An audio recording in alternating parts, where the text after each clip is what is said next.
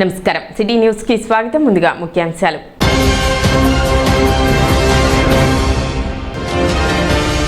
తెనాలిలో అభివృద్ధి పనులతో ట్రాఫిక్ సమస్యలు, ప్రణాళికాబద్ధంగా పనులు చేపట్టాలని ప్రజల విజ్ఞప్తి.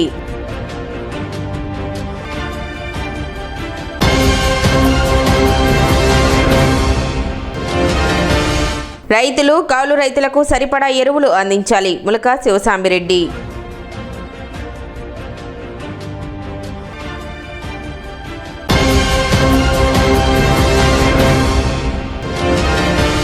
ప్రింటర్స్ అసోసియేషన్ జనరల్ బాడీ సమావేశంలో పరిశ్రమ సమస్యలపై చర్చ.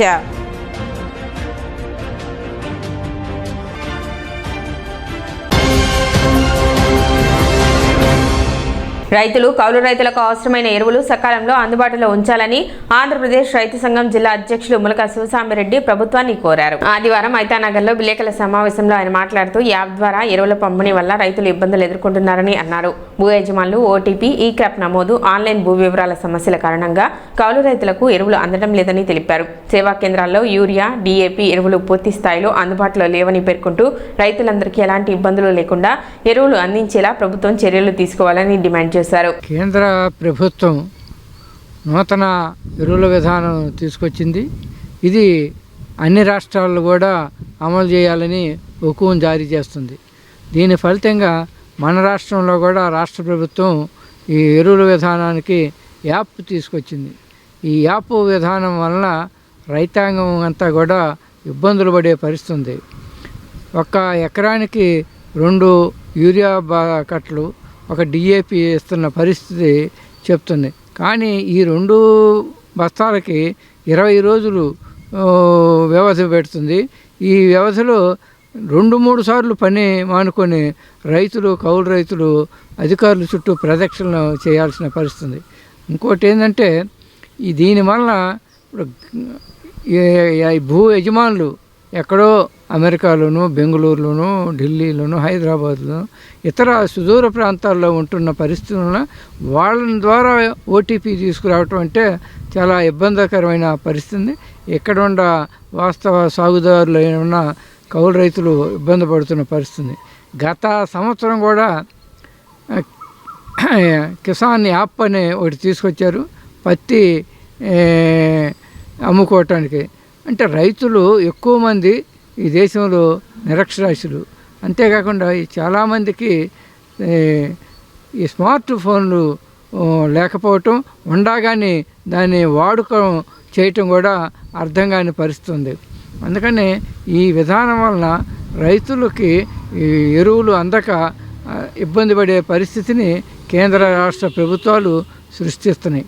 అంటే ఒకవైపు ఏం చెప్తున్నారంటే ఎరువుల్ని ఎక్కువగా వాడుతున్నారు, దీనివల్ల భూసారం దెబ్బతింటుంది, భూమి కూడా చౌడుబారుతుంది. కాబట్టి సేంద్రియ విధానానికి మళ్లించాలి, ఎరువుల వాడకాన్ని, రసాయనిక ఎరువుల వాడకాన్ని తగ్గించాలనే మాట చెప్పి రైతుల్ని ఇబ్బంది పెట్టే పరిస్థితి.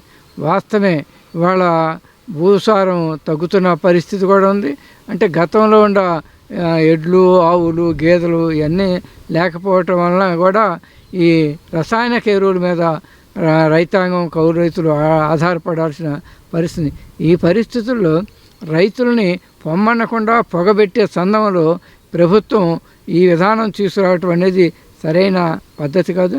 అందుకని ఆంధ్రప్రదేశ్ రైతు సంఘంగా మేము ప్రభుత్వాన్ని డిమాండ్ చేసేది ఏంటంటే రైతులకి, కౌలు రైతులకి అవసరమైన సరిపడినన్ని ఎరువులు అందించే విధంగా ప్రభుత్వం చర్యలు తీసుకోవాలి. రెయిన్బో ట్రస్ట్ ఆధ్వర్యంలో మహిళలకు నిర్వహించిన 2 రోజుల ఉచిత నైపుణ్యాభివృద్ధి శిక్షణ కార్యక్రమం ఆదివారం విజయవంతంగా ముగిసింది. 2వ రోజు తంజావూరు పెయింటింగ్, ఫ్యాబ్రిక్ పెయింటింగ్, భారతీయ నృత్య రూపాలపై శిక్షణ అందించారు. 2 రోజుల పాటు నిర్వహించిన ఈ శిబిరంలో మొత్తం 60 మంది మహిళలకు వేస్ట్ టు బెస్ట్ అలంకరణ వస్తువుల తయారీ, బ్యూటీషియన్ నైపుణ్యాలు, కేశాలంకరణ, వేణి తయారీతో పాటు పలు స్వయం ఉపాధి అంశాలపై శిక్షణ ఇచ్చారు. కార్యక్రమంలో రెయిన్బో ట్రస్ట్ వ్యవస్థాపకులు డి జీవనలత, లక్ష్మి, అలేఖ్య, జ్యోతికాంత్, వరలక్ష్మి, గాయత్రి, అనురాధ పాల్గొన్నారు.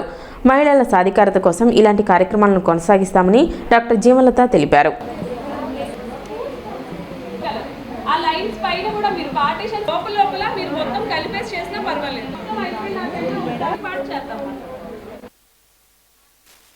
హైలైట్ అవ్వడం కోసం అని చెప్పి చెప్పి మధ్యలో ఏదైనా కలర్స్ బ్రైట్ కలర్స్ యూజ్ చేస్తాం. మేము 2 రోజుల ట్రైనింగ్ ప్రోగ్రాం పెట్టాం రెయిన్బో ట్రస్ట్ నుంచి. అందులో ఫస్ట్ డే విశేషంగా ఆదరించారు. Second day important Tanjore painting. యాక్చువల్గా ఇప్పుడు ఫ్యాబ్రిక్ తాంజూర్ పెయింటింగ్ అనేది బయటంతా కూడాను ఒక ఫ్యాషను. అది నేర్పిద్దామనే ఉద్దేశంతో లక్ష్మీ ఆలైక్యతో ఈ క్లాసెస్ నిర్వహించడం జరుగుతుంది. ఈరోజు కూడా విశేషంగా వచ్చారు. వచ్చిన వాళ్ళందరూ కూడా చాలా టాలెంటెడ్గా పెయింటింగ్ నేర్చుకుంటున్నారు. దాన్ని ఫిల్ చేయడం కూడా చాలా బాగా చేస్తున్నారు. మేము చేస్తున్న ఈ చిన్న ప్రయత్నాన్ని జనమందరూ ఆదరించి ఇట్లా వచ్చి నేర్చుకున్నందుకు, ఇందులో కొంతమంది అయినా కానీ ఈ విద్యలో నిష్ణాతులైతే రెయిన్బో ట్రస్ట్ నుంచి మేము చేసిన ఈ ఒక్క ప్రయోగం కూడా సఫలీకృతమైందని అనుకుంటున్నాము. ఇలాంటివి ఇంకా ముందు ముందు ఎన్నో చేస్తామని చెప్తూ thank you very much. Rainbow trust వాళ్ళు మమ్మల్ని ఆహ్వానించారు, రెయిన్బో రోటరీ క్లబ్ వాళ్ళని.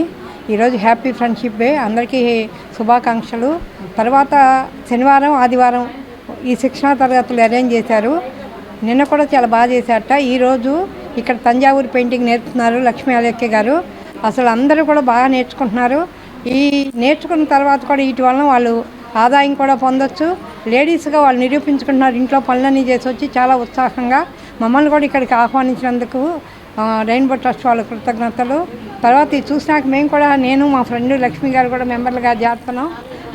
ఇంకా ఎన్నో పనులు అందరం కలిసి చేస్తామని వీళ్ళు పిలిచినందుకు కృతజ్ఞతలు తెలుపుకుంటూ సెలవు తీసుకుంటాం. అందరికీ స్నేహితుల దినోత్సవ శుభాకాంక్షలు. ఈరోజు మేము చేస్తున్న ప్రయత్నంలో భాగంగా 2వ రోజు టాంజూర్ పెయింటింగ్ అందరూ ఉమెన్ అందరికీ నేర్పిస్తున్నాము. ఉచిత శిక్షణ తరగతులు ఈరోజు ఏర్పాటు చేయడం జరిగింది. టాంజూర్ పెయింటింగ్ చాలా ఓల్డ్ స్టైల్ అండి. అది ఈ మధ్య కాలంలో మనము బ్లౌజెస్ మీద చేయడం అనేది చాలా బయట బాగా ఎక్కువగా చూస్తున్నాము. దానికి బాగా అందరూ చూపించే రియాక్షన్ కూడా చాలా బాగుంది. ఉచిత శిక్షణ తరగతులు టాంజూర్ పెయింటింగ్లో చాలా తక్కువగా కండక్ట్ చేస్తారండి. కానీ మేము మా రెయిన్బో ట్రస్ట్ నుంచి ఫ్రీ కోర్సెస్ని వన్ డే కోర్స్ అంటే బేసిక్ ఏదో నార్మల్గా నేర్పించేసాము అన్నట్లు కాకుండా వాళ్ళు ఒక డిజైన్ని కంప్లీట్గా ఇక్కడ చేసే విధంగా మేము వాళ్ళకి శిక్షణ ఇవ్వాలనుకుంటున్నాము ఈ ఒక్క రోజులో. ఈ కూచిపూడి నాట్యం యొక్క గొప్పతనాన్ని, ఔన్నత్యాన్ని కూడా తెలియచేయటం కోసం ఈ అవగాహన సదస్సులో ఈ కార్యక్రమాన్ని కూడా ఇంక్లూడ్ చేసుకున్నాము. కూచిపూడి నాట్యం అనేది ఈ రోజుది కాదండి, కొన్ని వేల సంవత్సరాల క్రితంది. అంటే మనకి త్రేతాయుగము, ద్వాపర యుగం నాటి నుండి కూడా ఈ కూచిపూడి నాట్యం అనేది, అంటే ఇంకా అంతకంటే ముందు నుంచి కూడా ఇదైనది. మనకి సాక్షాత్తు ఆ బ్రహ్మదేవుడి గారి యొక్క హస్తములతో మన 4 వేదాల నుంచి ఒక్కొక్క వేదం నుంచి ఒక్కొక్క అంశాన్ని స్వీకరించి పంచమ వేదమైనటువంటి నాట్యశాస్త్రాన్ని రచించడం జరిగింది. అది మన భరతముని అనేటటువంటి ఒక మునికి ఈ నాట్యశాస్త్రాన్ని అందించడం జరిగింది. మనకి ప్రతి స్టేట్కి ఒక్కొక్క డాన్స్ ఫామ్ అనేది ఏర్పడింది. అది ఎలా ఏర్పడింది ఏంటి అనేది చాలామందికి తెలీదు. ఈ క్లాస్లో వాళ్ళకి దాని గురించి అవగాహన తెలియజేయాలి అని అనుకుంటున్నాము. ఏంటి అంటే ఆ భరతమునికి మన బ్రహ్మదేవుడు ఇచ్చినటువంటి ఈ నాట్యశాస్త్రాన్ని ఆయన తన యొక్క 100 మంది కుమారులకి ఈ నాట్యశాస్త్రాన్ని నేర్పించి మన దేశం నలుమూలన స్ప్రెడ్ చేయడం జరిగింది. సో వీళ్ళు ఈ దేశం అంతా స్ప్రెడ్ అయినప్పుడు అక్కడ ఉన్నటువంటి ఆచార వ్యవహారాలు, అక్కడ ఏరియాల్లో దొరికేటటువంటి దుస్తులు కానివ్వండి, మెటీరియల్స్తో మనకి ఈ డాన్స్ ఫామ్స్ అనేవి డిఫరెంట్గా ఇదవ్వటం జరిగింది. ప్రింటర్స్ అసోసియేషన్ జనరల్ బాడీ సమావేశం ఫ్రెండ్షిప్ డే వేడుకలు ఆదివారం ఛాంబర్ ఆఫ్ కామర్స్ కార్యాలయంలో నిర్వహించారు. సమావేశంలో ముడి పదార్థాల ధరలు, ముద్రణ సామాగ్రి వ్యయం, ఇతర నిర్వహణ ఖర్చులు గణనీయంగా పెరిగిన నేపథ్యంలో ప్రింటింగ్ ఛార్జీల సవరణ అవసరంపై సభ్యులు చర్చించారు. అలాగే ప్రింటింగ్ పరిశ్రమకు సంబంధించిన విద్యుత్ ఛార్జీల కేటగిరీ మార్పు, పరిశ్రమ ఎదుర్కొంటున్న సమస్యలు, వాటి పరిష్కారానికి తీసుకోవాల్సిన చర్యలపై అభిప్రాయాలు పంచుకున్నారు. అనంతరం సభ్యులు ఫ్రెండ్షిప్ డే వేడుకలను నిర్వహించుకొని పరస్పరం శుభాకాంక్షలు తెలియజేశారు. సమావేశంలో అసోసియేషన్ సభ్యులు పెద్ద సంఖ్యలో పాల్గొన్నారు.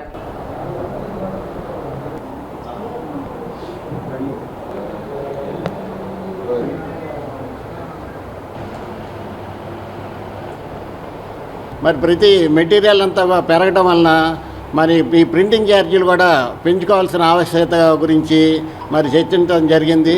అలాగే ఈ కరెంటు ఛార్జీలు మాకు కేటగిరీ 2 నుంచి 3కి మారడానికి స్టేట్ అసోసియేషన్ వారు ఎంతో కృషి చేసి జీవో పాస్ చేయించి ఉన్నారు.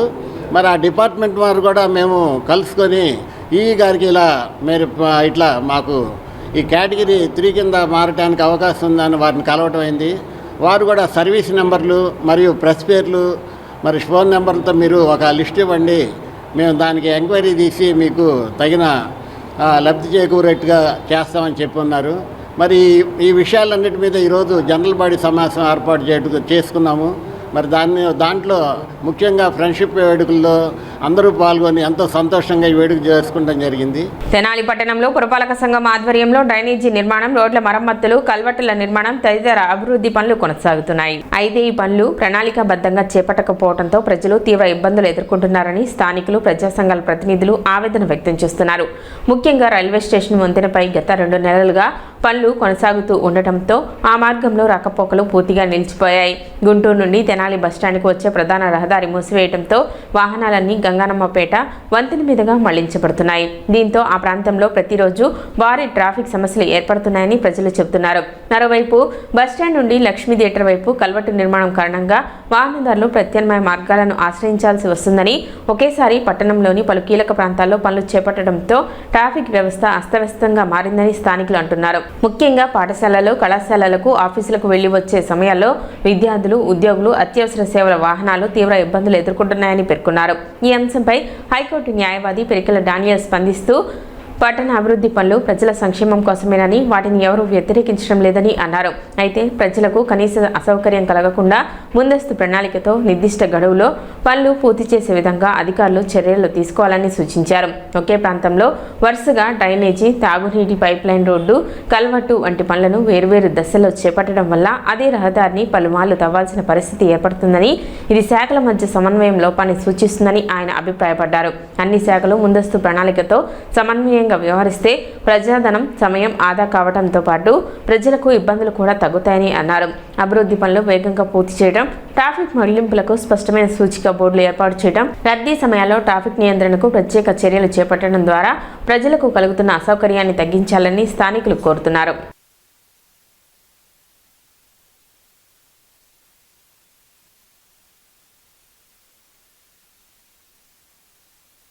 పగలగొట్టి ఇది రిపేర్ చేస్తామని చెప్పేసి పగలగొట్టి, ఇదే కాకుండా ఆ పక్కన కూడా అటు నుంచి వచ్చేది కూడా మొత్తం పగలగొట్టి 1 రోజులైందండి. 1 రోజులు. మరి వాళ్ళకి ఆ కాంట్రాక్టు అంటే మీరు నెలల తరబడి మీరు పగలగొట్టేసి ప్రజలకు ఇబ్బంది కలిగించాలని చెప్పేసి మీరు వాళ్ళకి ఇచ్చారా? కాంట్రాక్ట్ అట్లా ఇచ్చారా, లేకపోతే కాంట్రాక్టరే అట్లా చేస్తున్నాడా? అది తెలియాలి ముందు. ఎందుకంటే ఎంతమంది స్ట్రైట్ అవే ఇది స్టేషన్, రైల్వే స్టేషన్, వాళ్ళు కూడా డైరెక్ట్గా అటు రైల్వే స్టేషన్ అనమాట. చాలామందికి ఇది పగలగొట్టారన్న సంగతి తెలియకుండా జస్ట్ ఇక్కడ దాకా వచ్చిన తర్వాత ట్రైన్ టైమింగ్ అయిపోతుంది. ఇక్కడ దాకా వచ్చిన తర్వాత అయ్యో మరి పగలగొట్టారని చెప్పేసి అటు వెళ్ళడమా ఇటు వెళ్ళడం, ఇటంటే చివరి దాకా అది తిరిగి రావాలి. ఇది కూడా అదంతా తిరిగి రావాలి. ఈలోగా ట్రైన్ వెళ్ళిపోతే ఓకే, మీరు మంచి పనులు చేస్తున్నారు కాదంటలా, కానీ ఎట్లాగైనా ఒక పద్ధతి, ఒక ప్రొసీజర్ అంటూ ఉండదా అని అడుగుతున్నా. ఇది ఎంతసేపు పడుతుందండి? అది పగలగొట్టిన వెంటనే మీరు ఎందుకు వేయలేదు? పగలగొట్టిన తర్వాత 10-15 రోజులు కానీ ఆ రోడ్డు వేయలేదంట, అది రిపేర్ చేయలేదు. రిపేర్ చేసిన తర్వాత దానికి కొంచెం కూలింగ్ ఉంటుంది కాబట్టి it will take time, there is no problem. కానీ ముందే ఎందుకు మీరు చేయలేదు? పగలగొట్టి అట్లా ఎన్ని రోజులు ఉంచారు? ఎంతమంది ప్రయాణికులు మీరు సఫర్ చేశారు? దీనికి ఎవరు బాధ్యత వహించాలి? అంటే మీ ఇష్టం వచ్చినట్టు చేసేది సరిపోతుంది అనుకుంటున్నారా? మీరు డబ్బులు తీసుకున్నారు కదా కాంట్రాక్టర్ డబ్బులు తీసుకున్న తర్వాత ఎందుకు సరిగ్గా చేయడం లేదు? ఆఫీసర్లు కూడా ఈ టైం లిమిట్ ప్రకారం మీరు ఒక టైం ఉంటే పెట్టరా? మీరు టైం పెడతారు కదా, టైం పెట్టి ఈ టైంలోగానే మీరు దీన్ని క్లియర్ చేయాలని చెప్పేసి ప్రజలకు ఇబ్బంది కలగకుండా ఎందుకు చేయలేదు? సరే, ఇప్పుడైనా దీన్ని మరి వెంటనే దీన్ని క్లియర్ చేస్తారా? ఆ కూలింగ్ ఇంకెన్ని రోజులు పెడతారు? మరి సరిగ్గా కాదు, దానికి కావాల్సిందే కూలింగ్. ఒక్కోసారి దానికి కూలింగ్ పీరియడ్ అయిపోయిన తర్వాత కూడా ఈ వేసే తీరు మరి ఏంటో నాకు అర్థం కావట్లా. కాబట్టి ఇప్పటికైనా సరే అధికారులు ఓపెన్ అవ్వాలి, కళ్ళు తెరిచి సక్రమంగా చేసి నీట్గా ఒక పద్ధతి ప్రకారం there should be a plan of action first of all. దాని ప్రకారం చేస్తూ, ఇదే కాదు అక్కడ బస్ స్టాండ్ దగ్గర కూడా సేమ్ ప్రాబ్లం. అంతకుముందు పోలీస్ స్టేషన్ దగ్గర కూడా నెలల తరబడి చేశారు. అది మరి ఏంటో నాకు అర్థం కావట్లా. అంటే మీ ఇష్టం వచ్చినట్టు చేస్తూ ఉంటే జనాలు చూస్తూ ఉంటారా? That is not correct. ఇంకోటి చూస్తే ఇప్పుడు ఇది ఈ మెయిన్ రోడ్డు కదా, ఆ పక్కనే కాలేజీలు ఉన్నాయి. ఆ కాలేజీలో సరే దీన్ని పగలగొట్టారు. ఇటు నుంచి వెళదామంటే ఇదంతా మరి గవర్నమెంట్ వాళ్ళు వేసిన రోడ్లే, ఇది మొత్తం ఆక్రమించేసుకున్నారు. అది కూడా కొంచెం పక్కన పెట్టుకుని దీనికి సరిగ్గా ఒక రోడ్డు అంటూ ఉంటే బాగుంటుంది అంటే క్లారిటీగా. అలాగే దీని మూలన ఏమవుతుందంటే అక్కడ బ్రిడ్జి ఉంది, ఆ బ్రిడ్జి మీద పోలీసు వాళ్ళు ఎంత ట్రై చేసినా సరే ఒక్కోసారి అక్కడ ట్రాఫిక్ జామ్ అయిపోతుంది. ఇంపార్టెంట్ వర్క్స్ ఉంటాయి, దాని మూలన ఏమవుతుంది? అంత ప్రాబ్లమ్సే. అక్కడ ఆ బ్రిడ్జి మీద తీయాలి, అదంతా నీట్గా అది ఆ ట్రాఫిక్ మరి లేకుండా సక్రమంగా ఉండాలంటే దీన్ని కూడా సక్రమంగా రోడ్డులాగా ఉండాలి, ఇది కూడా సరిగ్గా ఉండాలి. అంతకుముందు దీన్ని పగలగొట్టారు, ఇది పగలగొట్టి ఇక్కడ కొంచెం ఇది రిపేర్లు చేశారు ఇక్కడ, అది 2 నెలలు పట్టింది. దాని తర్వాత ఇప్పుడు ఇది చేశారు. ఏ ప్లాన్ లేదా? అప్పుడే ఇది పగలగొట్టేసి ఒకసారి చేయొచ్చు కదా. నాకు డౌట్ ఏంటంటే రేపు ఈ మధ్యలో కూడా పగలగొట్టి 2 నెలలు ఉంచుతారేమని చెప్పి నా డౌట్. ఎందుకు ఇట్లా తెలుస్తున్నారో మాకు అర్థం కావట్లేదు. జనాలు అంటే జనాలకి మీరు మేలు చేస్తున్నారా, మీరు జనాలు ఇబ్బంది పడుతున్నారా, అది కొంచెం మీరే ఆలోచించండి. అది పగలగొట్టినప్పుడు ఎందుకు పగలగొట్టలేదు, ఎందుకు చేయలేదు, డైరెక్ట్గా వెళ్ళిపోయేది కదా రోడ్డు. చాలా రోజుల నుంచి ఈ వంతెన పగలగొడటం వల్ల టౌన్లో ట్రాఫిక్ ఎక్కువైపోతుంది. ఇటు చూసి సాలిపట్టు రాజాగారి వంతెన మాత్రం బాగా ట్రాఫిక్ అవుతుంది, ఆటోలన్నీ బాగా ఇబ్బంది పడుతున్నాయి.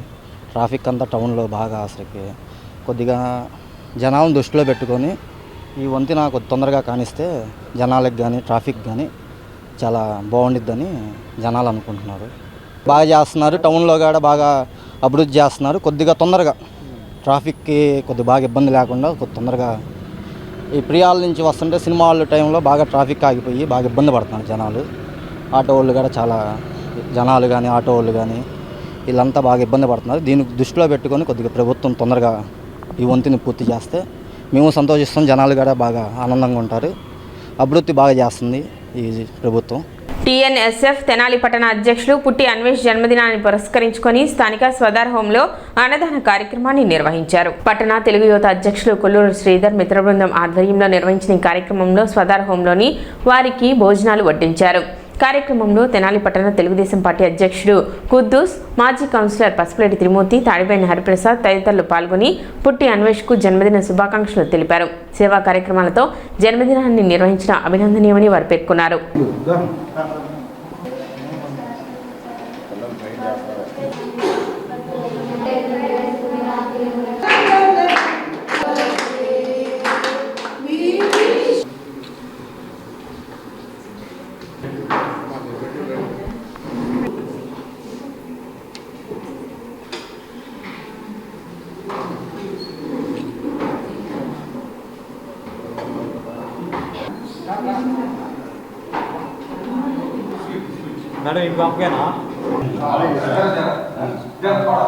పుట్టి అన్వేష్ గారి జన్మదిన వేడుకలు శక్తి సదనంలో జరుపుకోవటం చాలా ఆనందదాయకం.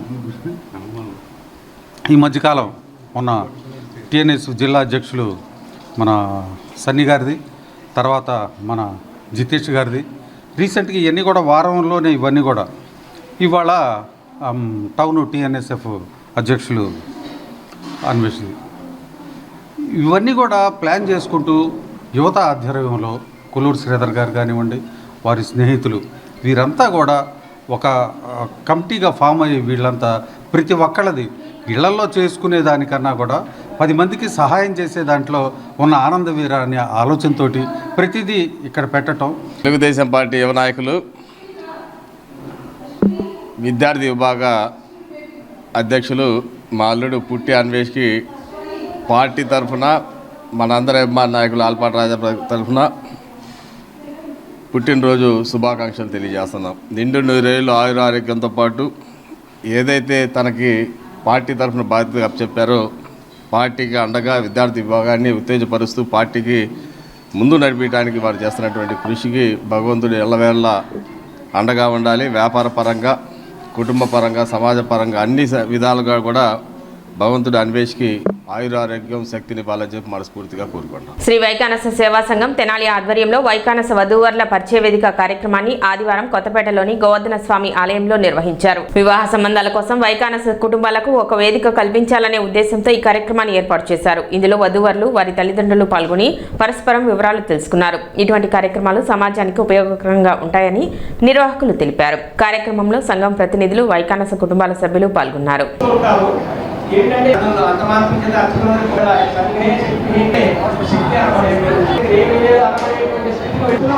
వారికి కుమార్తెలు ఈ వైద్యుడిలో ఉన్న వారికి చేసి వచ్చింది అనేటువంటి విషయాలు చెప్తున్నారు. ఇవన్నీ కూడా వాళ్ళ దృష్టిలో తల్లిదండ్రులు కూడా కొంచెం ముఖ్యంగా ఈ వేదికకి ముఖ్యంగా అది అంత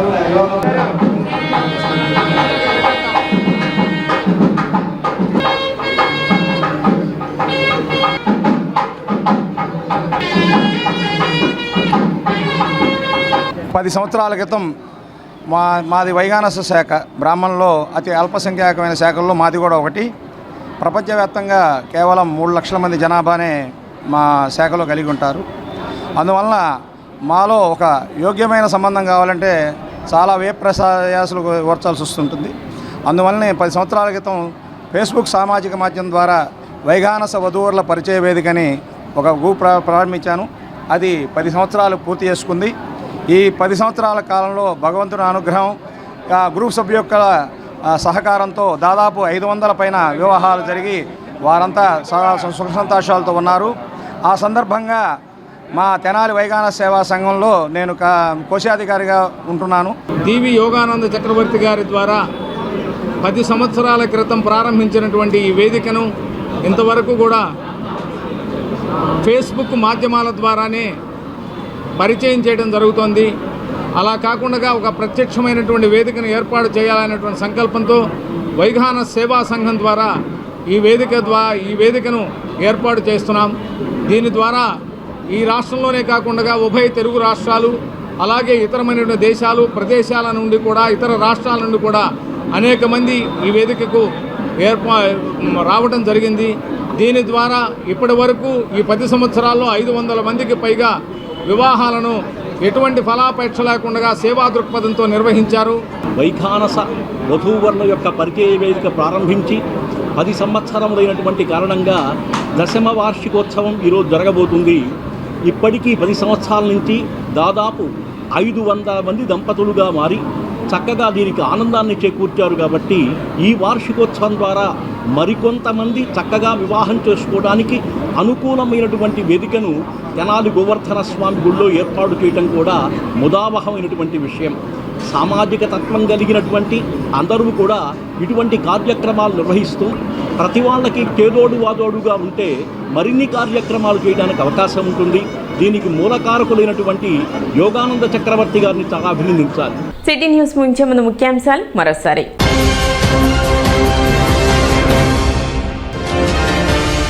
తెనాలిలో అభివృద్ధి పనులతో ట్రాఫిక్ సమస్యలు, ప్రణాళికాబద్ధంగా పనులు చేపట్టాలని ప్రజల విజ్ఞప్తి.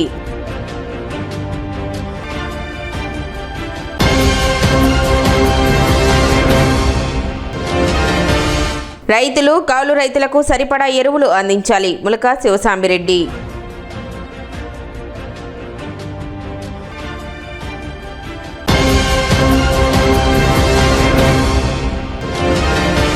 ప్రింటర్స్ అసోసియేషన్ జనరల్ బాడీ సమావేశంలో పరిశ్రమ సమస్యలపై చర్చ.